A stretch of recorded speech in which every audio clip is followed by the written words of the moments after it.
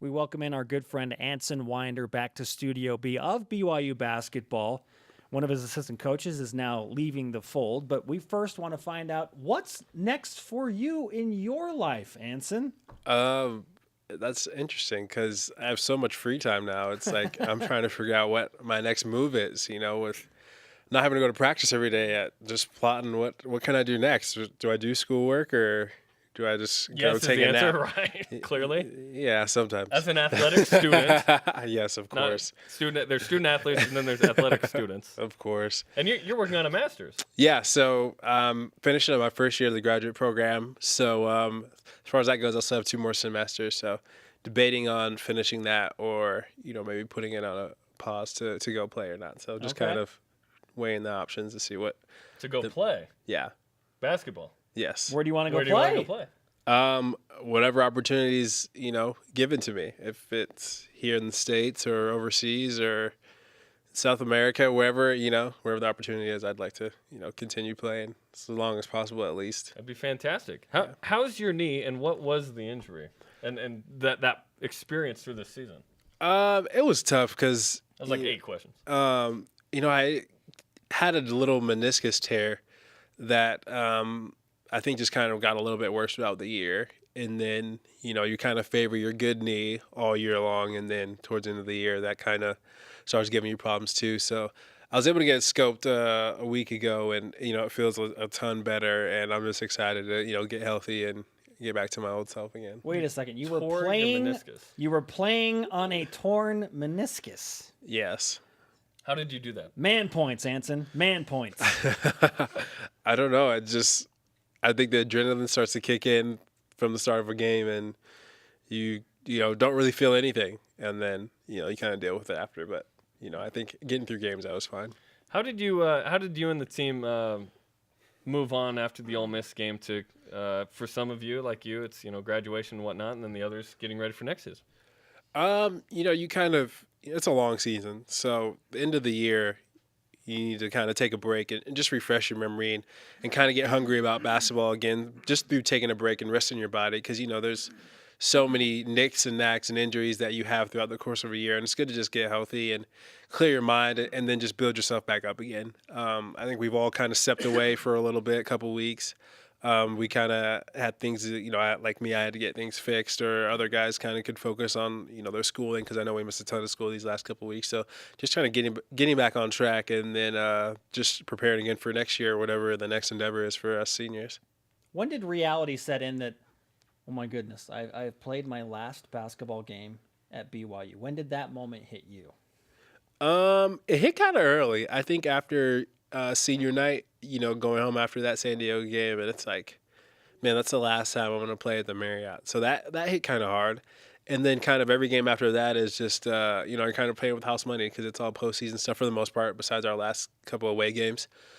So at that point, you're just trying to enjoy every moment. You want time to slow down just a little bit so you can savor every moment. And it was a fun year. I mean, I look back at everything that's gone on, and of course, we didn't finish the way we wanted to, but I mean, to go on that stretch we went on at the end of the year was amazing, and it made for a really special year. Yeah, it was fun. 25 wins, NCAA tournament again, and fantastic for sure. What was your reaction to Mark Pope being named the head coach at Utah Valley here in a couple of hours? It's one of those things that you were expecting. He works so hard, and every coach wants to move up the ladder. Eventually have their own program. So, I mean, there's not a more deserving guy than Coach Pope. I mean, we've seen him spend tons and tons of hours just cooking up film and trying to prepare us the best way possible for every game and every practice. So, I mean, I can't think of a better guy to deserve a head coaching position. I know he's going to do a great job with it. What's the thing he did that people don't know about that he did really well that's not mentioned? I think he did a great job of, I don't know, I guess communicating with us. He made sure that we were always on the same page. And, as a basketball player, playing at such a high level, it's easy to get sidetracked or, get lost kind of in the, confusion of college athletics. So I think he did a great job of, communicating, how he felt and making sure we got our, our input and output to him throughout the course of a year, throughout the course of my career, really. He was always one that would love for you to come in his office, and when you're angry, when you're happy, when you're sad, I mean, he loved it all. So that's one thing I think guys will miss. That's one thing I know I'll miss just being a senior leaving. But for the guys coming in, definitely that's something that will have left behind. But, I mean, whoever comes in, well, I'm sure it will be the same way, hopefully. Anson Winder with us on BYU Sports Nation just wrapped up his senior year of basketball at BYU. This question from one of our BYU Sports Nation members at Doug_McClellan. What is the play/shot you think of most when thinking back on your BYU career? Play or shot? I think I can't think of any specific plays or shots. I think it's just overall games. I mean, look at the 3 times that we beat Gonzaga at BYU or even and then this last one at Gonzaga. Those are amazing experiences, and those are the moments that you live to play college basketball for. And I think overall, just winning. I think throughout the course of a year, you look at teams and it's like they're struggling to get to 15 wins, and we were able to get to 25 this year. So being able to say you're on a winning team and a team that goes to the tournament, that's just something that I think makes for the best experience and the best part of the year. Here's another question from Twitter. As a player, what do you look for in an assistant coach? You look for someone you can communicate with, someone that's going to teach you, that you can learn stuff from. You want to learn from a guy from experience. I think Pope was the best because he not only played, on a high-level college basketball team like Kentucky, but he played overseas and he played in the NBA. So, I mean, he's been at all levels of basketball and the elite level. So to have him come back and teach you the game of basketball and pick up the little tricks and advice that, he's learned throughout the year is something I think every player wants. I loved when Mark Pope got serious because it came right here.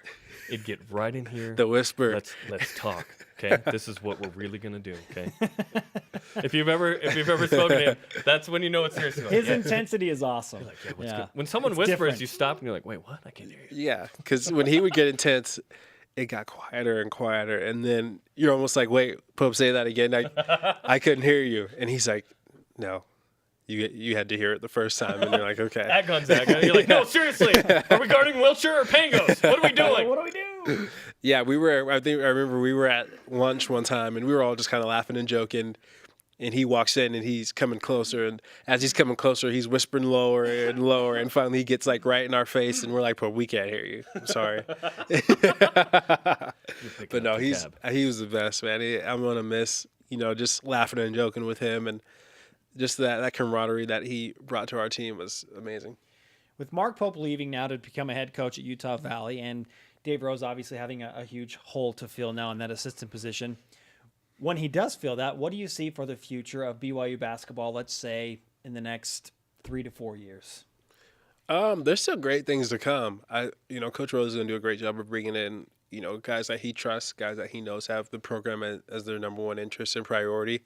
And then with the recruits that we have coming in, I mean, you can only expect the great things. We have two seniors coming back, and Kyle and Chase, 2 leaders. You'll get more experience with a guy like Kyle Davis, and young guys that'll step up and make big plays next year and contribute a ton. So I think there's nothing but good things to come. I think it's sad for the day with Pope leaving just because you're losing a member of your family, but at the same time, it's good for him. It's good for BYU basketball because he sees that we're making progress, and it just bring joy to you later to see, both programs have success. 2-word answer. Let's finish with this. Who leads BYU in scoring next season? Ooh.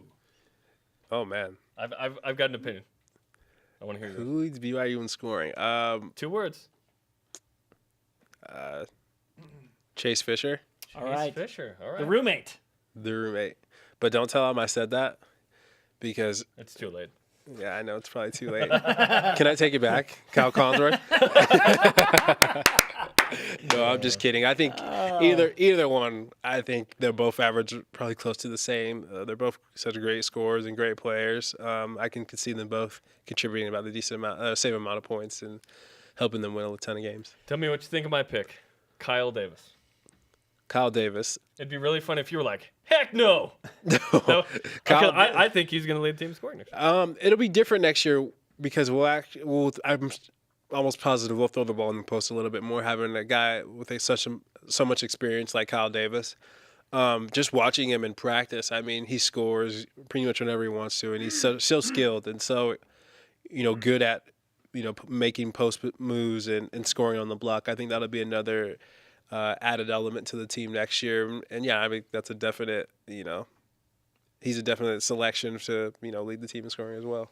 Anson, Wasn't that far off. keep us in the loop, man. Whether it's Europe or South America or here in the States, we're definitely interested in You need an following your intramural career. team, like whatever, man. We might- I do. I might need to just get on an intramural team and just stay here in Provo. you just accidentally made fun of our lives. No, not at all. Not at all. It's okay. I respect the intramural. It's big time. Just we kidding. embrace it. We're in our 30s still playing intramurals. What? Anson, congratulations on a fantastic BYU career, and we'll talk to you again soon. Thank you, guys. I appreciate you having me.